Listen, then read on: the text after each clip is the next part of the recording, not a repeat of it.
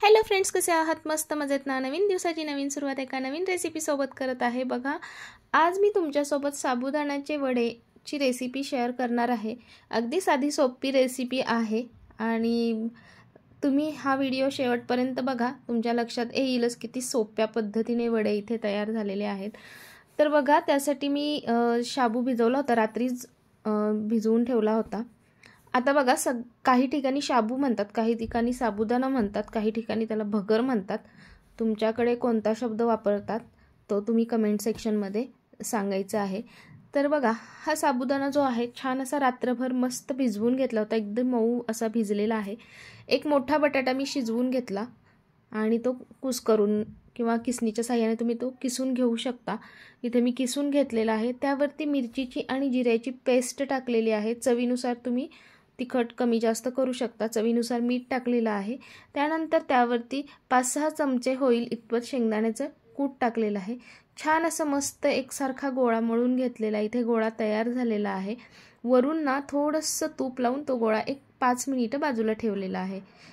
तूप लावलं तर तुपात तळणं शक्य नसतं प्रत्येक वेळी, म्हणून वरून थोडंसं तूप लावायचं, मस्त लागतात चवीला हे वडे। मग हाताला सुद्धा थोडंसं तेल लावून आता हे वडे तयार करून घ्यायचेत। एका वेळी सगळे वडे छान बनवून घ्यायचे आणि मग एका वेळी सगळे तळायला घ्यायचे।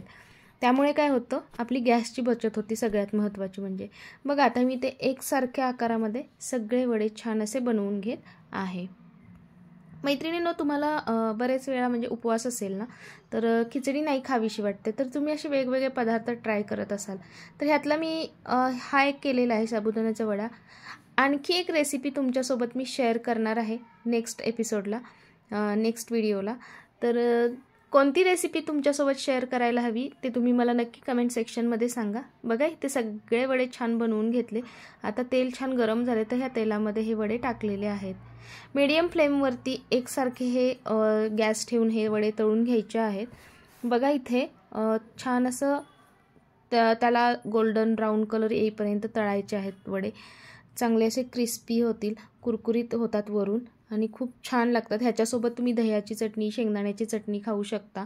काहींकडे कोथिंबीर वगैरे चालत असेल तर त्याचीसुद्धा चटणी खाऊ शकता। मी ते शेंगदाण्याची चटणी बनवली आहे। बघा, वड्यांची रेसिपी जर तुम्हाला आवडली असेल तर नक्की चॅनलला सबस्क्राईब करा, लाईक करा, शेअर करा आणि हो, प्रत्येक उपवासाला असे छान छान पदार्थ खात राहा। Bye bye.